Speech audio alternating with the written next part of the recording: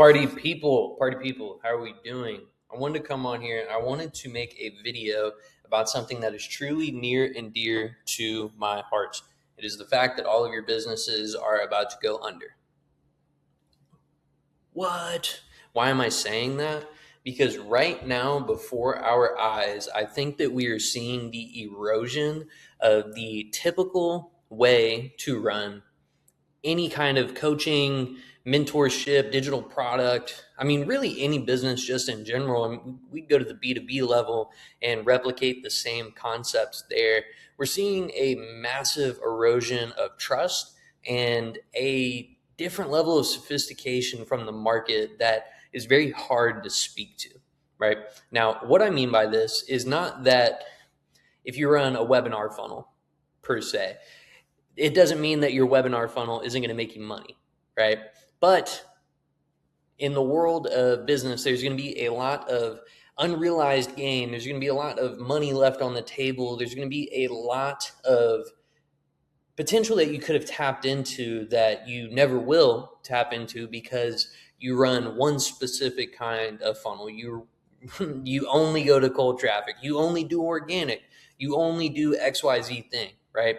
And over time, the market has gotten so tired of people doing the same thing, right? We see it with like clipping now, right? I don't see any clippers anymore because that shit dried up, right? Whenever TJR got exposed and they said that he wasn't who he said he was, I stopped seeing people clip that shit up, or my algorithm changed. Praise the Lord if it did. But things like that, right? You see it every single day. And at the highest level, marketers are testing new things every single day. They're split testing. They're doing so many different things at such a fast speed that it's not uncommon for something to start and then stop. Oh, we tried it, it didn't work. But what we're seeing is something that is slowly starting to die, and we're trying to like milk it at this point, right? And we'll use like a webinar funnel for my example in this. Let's say that you run a pretty decent organic offer on the front end, good brand, good YouTube presence, whatever, good Instagram, right? Good Instagram that leads to good YouTube that leads to good Instagram in terms of engagement and following, right? Let's say that you have 200,000 followers, every reel gets around 50K views, you get a good amount of engagement, good amount of likes, good amount of story views, all of that stuff, good amount of comments, whatever it may be, right? Now, once you start to run your retargeting ads and these people start getting absolutely, I was going to say a bad word there, but forced down their throat these ads of you telling them, okay, sign up for a webinar, sign up for a webinar, sign up for a webinar. The audience that works on is segmented into two pieces, right? There's the initial person that has never seen this ad before, and they say, you know what, I do want that, right? This is my first time seeing this. Oh my gosh, here's a new shiny object. Let me jump on this webinar and see what's happening, right?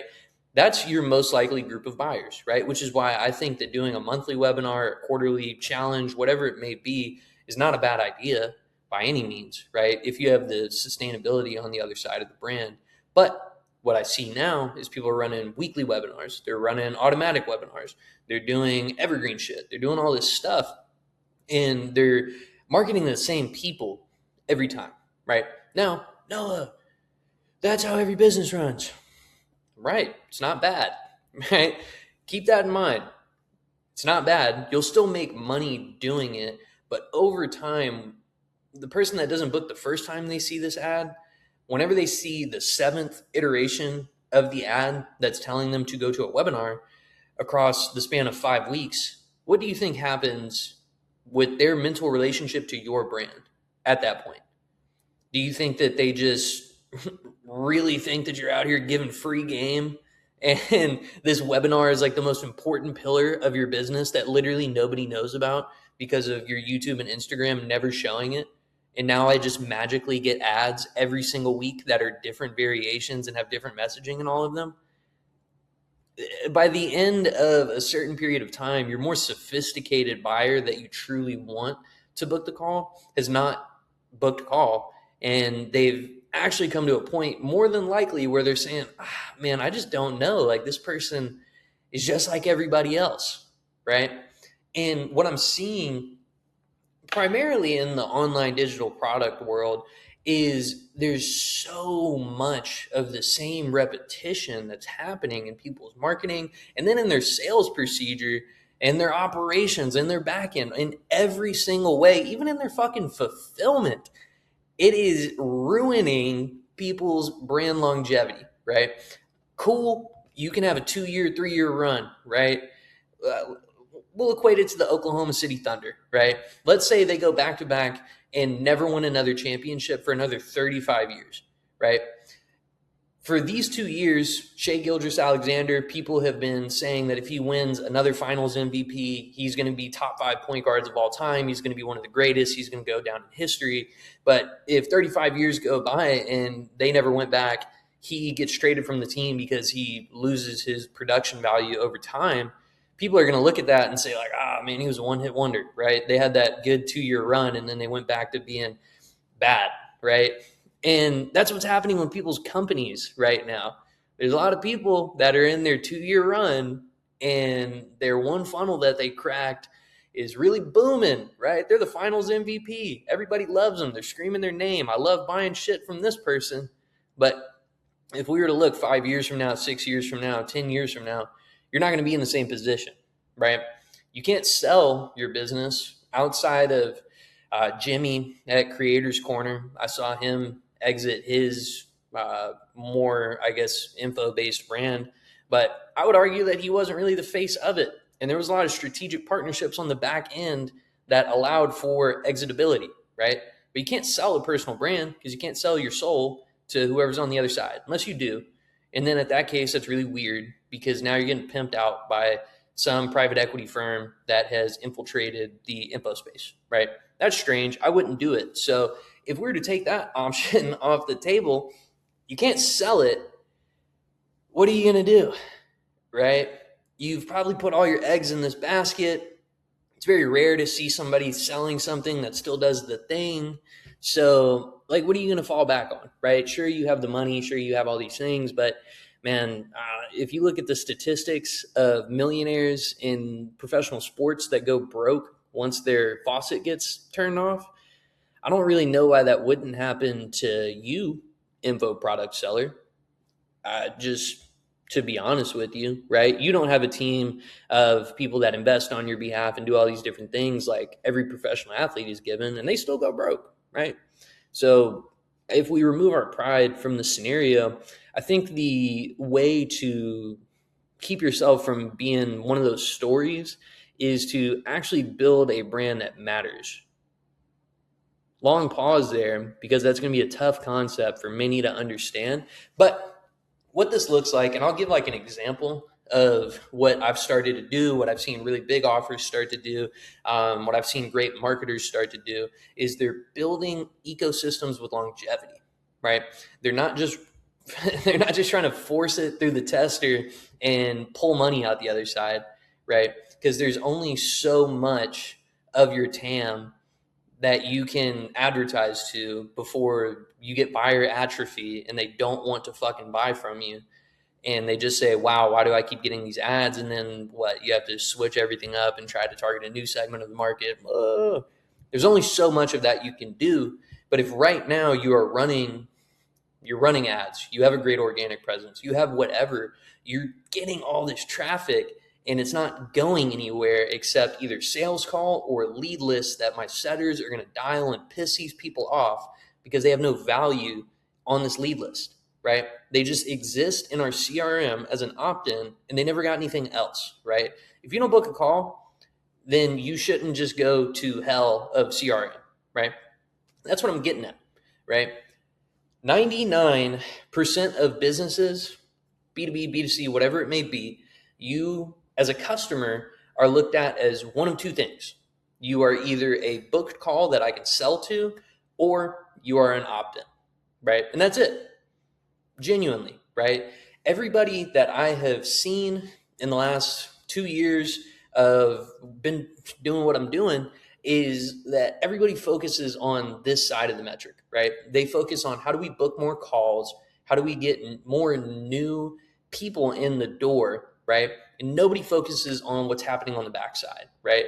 Which is why you're starting to see some sales trainers really lean heavily into talking about hitting your pipeline, hitting your follow-ups, doing shit like that, re-engagement campaigns. I have a friend, Tristan Workman, who has his sales reps that he manages do monthly, like end of month blasts to their pipeline, and they pull out multiple six figures for the business at the end of every single month because they capitalize on what's on this side of their marketing, right? Now, with that being said, it doesn't just have to be a sales process to target this side of your leads, right? Sure, we get the people who booked a call, they've opted in, they've raised their hand, and they say that, oh, sell to me. But on this side of the equation, you have a lot of people that have said, I really like what you're doing. I really like this thing that you do. I'm product aware. I'm problem aware. I'm solution aware. Whatever it may be, I'm aware. And I've come to you because I trust, I have some kind of interest in your version of it, right? Now, when you take that mental frame, it's going to make you feel like an idiot if you aren't trying to do something with these people, right? Outside of paid advertising or retargeting ads, which everybody runs for the focus of booking a call, right? Outside of that, nobody really goes back and tries to cater to the people that didn't book the call, right? Which is why these info businesses, they're very lean, but they're also very feast or famine. Because if 1 month you can't figure out how to book new calls and you can't speak to a new audience, you're fucked, right? If your business is based on new cash from new opt-ins, new prospects, then over time you are going to erode your TAM and you are going to burn your reputation, right? Now, I've basically ranted for the last 12 minutes about how fucking dumb that is. What I want to tell you guys is on this side of your marketing, whether it's a newsletter, whether it's really high value emails, whether it's exclusive video content, whatever it may be, whether it's sending out free courses, whether it is, get creative, man. I don't know, fucking consultation calls, right? Like doing big ass group calls, whatever the fuck it may be.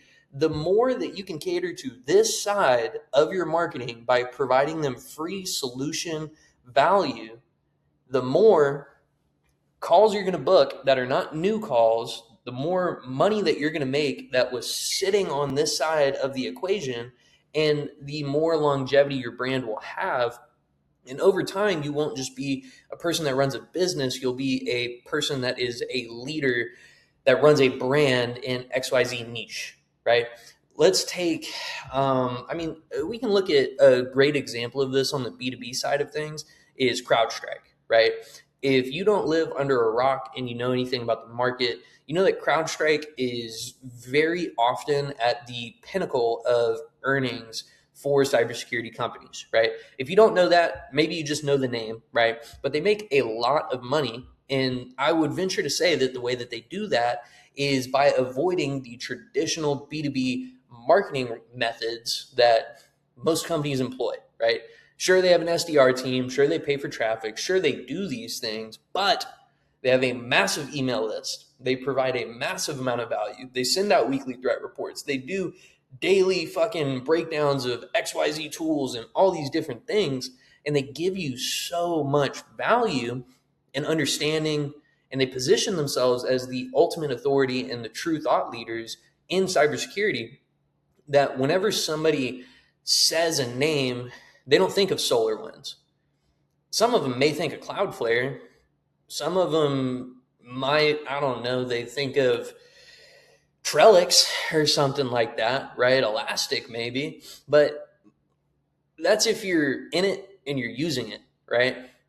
If you're a consumer, if you need it, the person that is showing you the most and gets talked about the most is the person that is ultimately going to be the one who earns your business, right?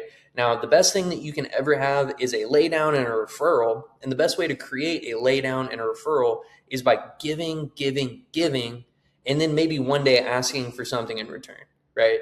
But we've skewed this, provider-customer relationship over time that says, as the provider, if you aren't instantly booking a call with me and closing on that call, you're worthless. We've skewed that provider-customer relationship into that, and people's businesses die quickly under that model, right?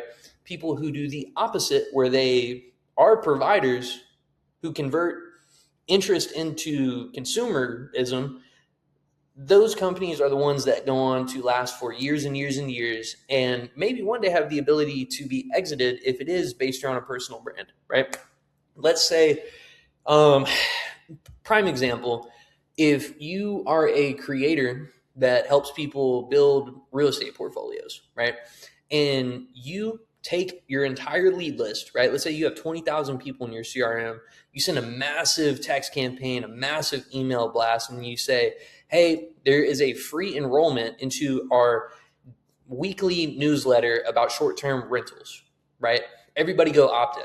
Now let's say that you get 7,000 opt-ins, and then from there you can run traffic to this newsletter. And then every single week you provide value to this newsletter, right? To new people and to existing interest. And every single week you provide value, but you do it under the brand name.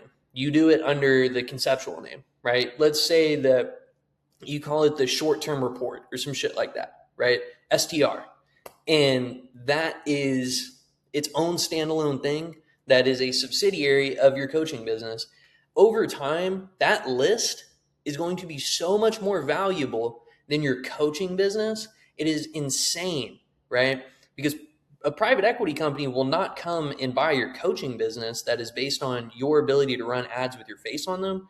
A private equity company is going to come and buy ad space. They're going to come and buy a massive amount of people that have already said that they want this thing. They are going to come and buy something that they can sell to, the way that I'm speaking about right now, right? Now, if you want to do this, and you got to the end of this video, send me a DM. My Instagram is Noah Burton. It's my name. It's 2 H's if you want to get really technical. And I can help you do this. I can get on a free call and talk to you for hours about how bad your business is at doing this. We can audit your funnel, right? But I made this for the love of the game and the hate of what I've been seeing in the game, right? Please, for the love of God, stop trying to capitalize on all of this new business and forgetting that you have an entire audience that has raised their hand and said that they want your shit. And because they didn't book a call, they became worthless, right? Provide some value to those people, add some worth back into them, and you will make substantially more money in a much easier fashion. But I'll get off the soapbox. My name is Noah Burton. Like I said, if you want somebody to build one of these funnels for you, hit your boy up and let's build you a brand and not a on and off switch of a business. All right. Jesus loves you. I love you. Peace.